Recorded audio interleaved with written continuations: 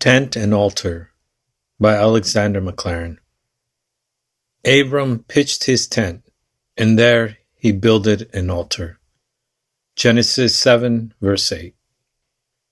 Entering the land of Canaan from the north, as an emigrant from Haran would do, Abram and his company passed southwards through the possessions of a civilized and settled race, till they reached the fertile country round Shechem, and there, in a place the luxuriant beauty of which would excite the wanderer's desire to call it his, as much as the tokens on every side of an established order would shake his confidence in his power to win it, the divine promise was renewed.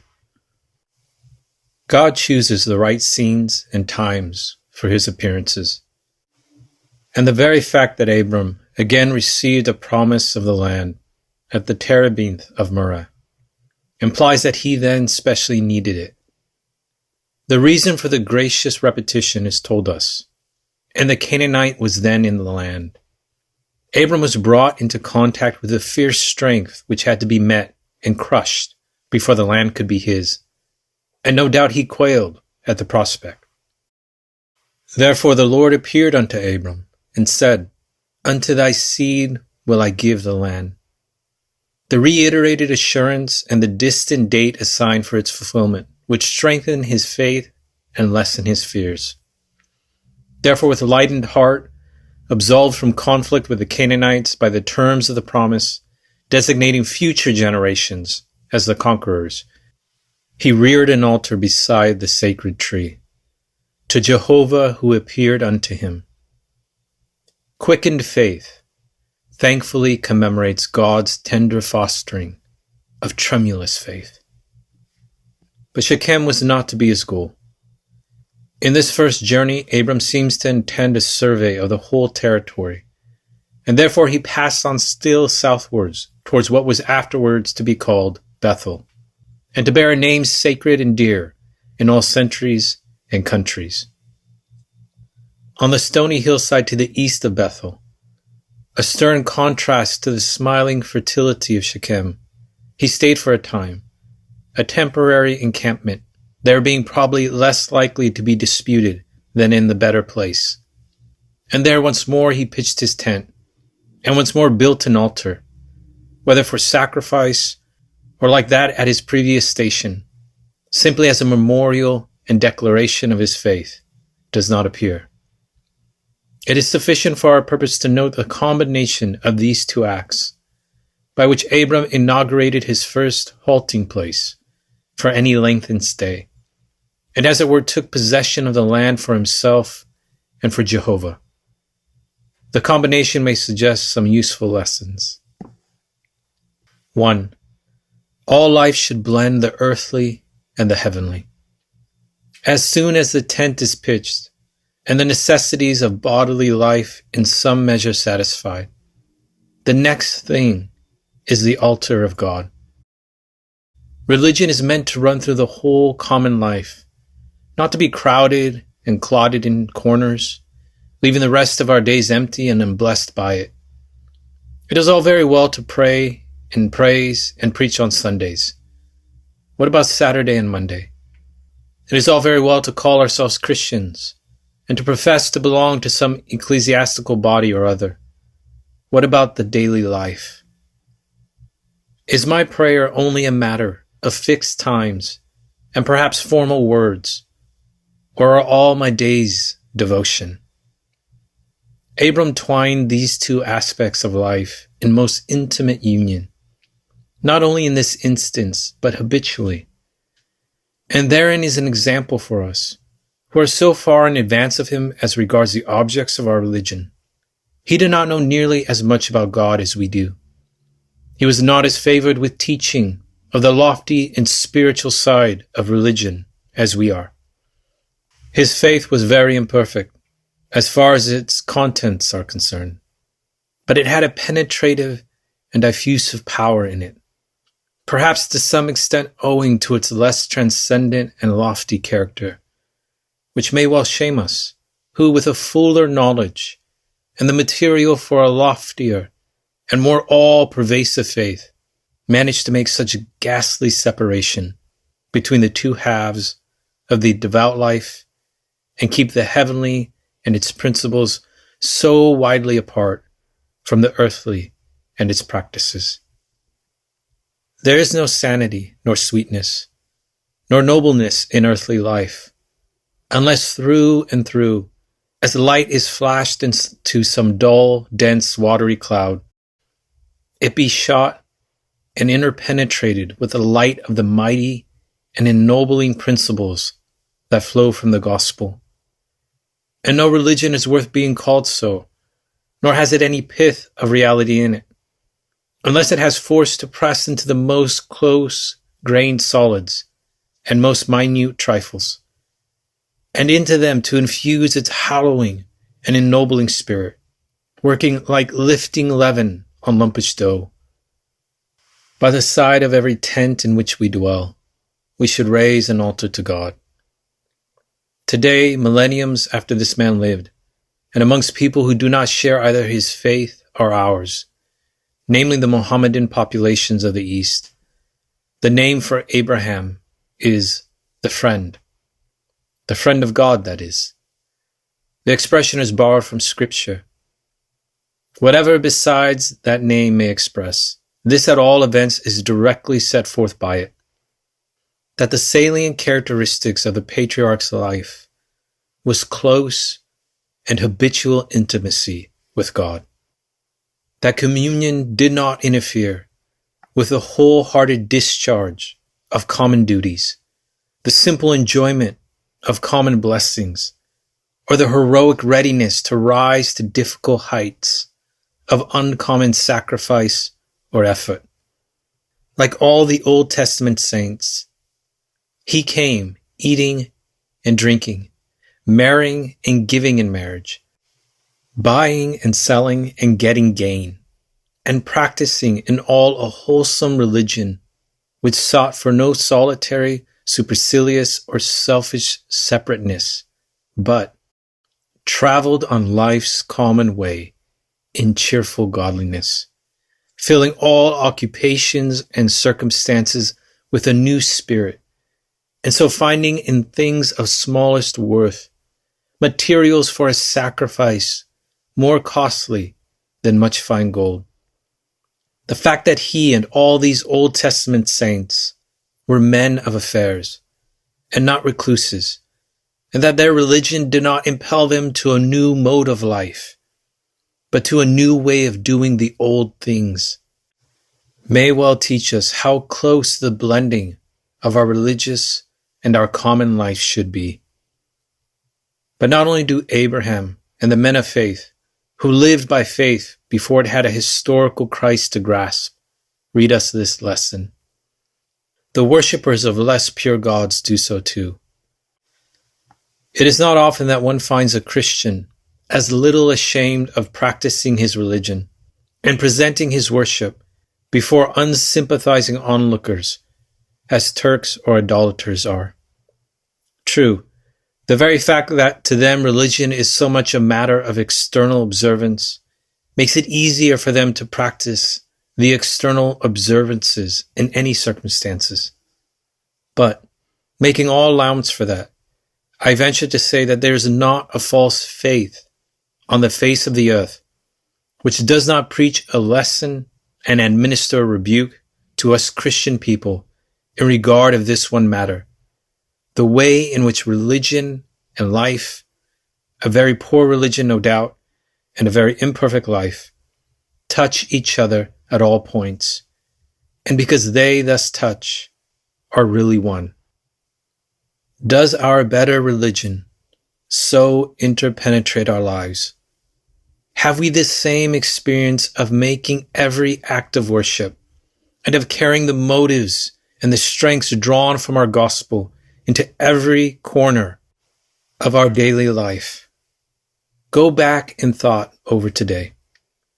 Can you lay your finger upon a single act that you have done today which should have been done differently if you had not believed that Jesus Christ loved you?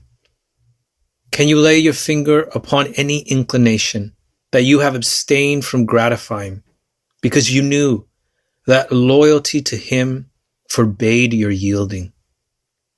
I hope the answer is not in the negative universally. But oh, how faint, how few, scattered through our lives like points, or as stars thinly sown in the vacant regions of the sky, are the moments and the acts in which we have lived like Christians and carried our religion into our shops and commerce and our studies and our daily duties. Let us take the pattern from Abram, who pitched his tent and builded an altar. 2. Another lesson may be suggested. The family should be a church. In the old patriarchal times, before priesthood had attained to any development, the head of the family or clan, the patriarch, was priest. Abram built the altar, and Abram offered the sacrifice. In the New Testament, we find a number, relatively a large number, and absolutely a considerable number of households, all the members of which were Christians. We read, too, of more than one instance in the house of some Christian, which expression must at least include the idea of domestic worship and household religion, whether other Christians than those of the family belong to that church or no. In days not beyond the memories, the thankful memories of some of us, it was understood that a Christian household was one in which the father and mother taught their children. It was considered, too, that it meant a household in which there was family worship. Now, although I do not know, and therefore will not take upon me to affirm, I do shrewdly suspect, and therefore venture to ask, whether these things are so now as generally as they once were. I wonder how many households in our class of Christian society there are, in which father and mother think that they have done their duty to their children when they have sent them to Sunday school, while they are idle at home. And I wonder how many there are who never open their lips in their houses as leading the devotions of their family. Suffer the word of exhortation. I believe that one reason why some aspects of religious life are dark and unpromising at this time is the decay of family religion as expressed in family worship and family instruction in the households of professing Christians. Abram pitched his tent and builded an altar. 3. Further, let me ask you to note here the illustration of another thought. God should get our best. A black camel's hair tent with a couple of sticks at either end of it to hold up the roof, and a peg or two in the ground to fasten the ropes to, was neither expensive nor difficult to set up. 10 minutes would do that. That was quite enough for Abram. But he gathered the great stones of the place together and built the altar. As for the tent, it is sufficient that it be pitched anywhere, with little expenditure of time and trouble. It is to come down tomorrow, and while it stands, its purpose is only the shelter of myself. But as for the altar, the toil and strain of muscle, and many a deep breath and drop of sweat from the brow, roll the great stones together and lay them true, without trace of tool on them, but majestic in simplicity, to witness to the massive solidity of the faith which reared them, and the unadorned, uncontaminated purity of the revelation of the God for whose worship they were laid. Lo, I dwell within cedar, and the ark of the Lord dwells within curtains, said David. Whose fault was that, David? Did you not build a house of cedar before you thought about a house for God? We do the opposite of what Abram did. Most of us build our own houses, and if there are any stones left over, are good enough to spare them for building some altar to God. We give him the superfluities. We allow him the second place, thinking about self first, and so losing all the blessings of thorough consecration and noble surrender, and of yielding up what is highest to Him who is the highest. Give God the best. That is the minimum of duty. For unless we do, we give Him nothing. Give all thou canst. High heaven rejects the lure of nicely calculated less or more. Do not think that anything of your own is worthy of as sedulous care, as generous bestowment, as intense effort, as thorough devotion, as is the service of the Lord. I do not mean immaterial things only, because the true wealth of a man is not the abundance of the things that he possesses, and that best which we are to give to God is not merely the best portion of the things that belong to us, but the best devotion of our hearts, their best affections, the strongest resolve of obedient wills, the intensest desire of aspiring spirits, the fullest consecration of surrendered lives, the firmest confidence of reliant and therefore loving and obedient hearts. Give God the superiorities of your nature, whatever you keep for yourselves, and try so to blend the motive of devotion to Him with all action of heart and mind, as that there shall be nothing retained from Him, to whom the best is consciously given. 4. Lastly, this incident may suggest to us how building for God lasts, while building for ourselves perishes. The tent has disappeared. The altar remains. I dare say that these stones halfway between Bethel and Ai are there still, standing where and as Abram piled them, though hard to find and impossible to identify amid the rocks and ruins that strew the face of the land around. What has become of his tent? It was pitched for a little while. In his nomad life, it was struck soon, and no trace remained but a little heap of rubbish, and a circle of charred ashes, where the fire had glinted cheerily for a day or two. All was gone but the altar. In the great cities of antiquity, which the spade is now laying bare for us, what has become of the houses which the people built for themselves? Gone, where the snow and the rain of the years when they were built have gone. It is the temples that are left, in the marsh which is now where Ephesus once was, in the desolation which is now where Babylon once was, beneath the mounds which are now where Heliopolis once was. The houses of the people are gone. The temples of the gods remain, which things are an allegory. He that soweth to the flesh shall of the flesh reap, and of selfish lives there will be nothing left but a foul flavor and a bad memory. The world passeth away, and the fashion thereof.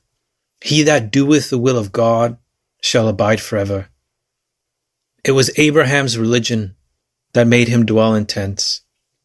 He came from a settled civilization, where there were cities, and as we can see in the narratives, he came into a settled civilization, where there was city life, and plenty of stone houses if he had chosen to go into them.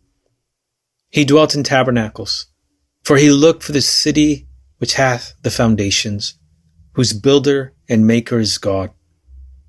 If we, in like manner, have come to fix and anchor our lives on the only permanent, and to feel ourselves parts of that great order which lives beyond the grave and above the stars, we shall be penetrated with a sense of the transiency of all things here below, and so be well contented to pitch but a moving tent for ourselves. If we can, by God's grace, layward even one stone in the temple which, through all the ages, is rising on the one foundation unto Him.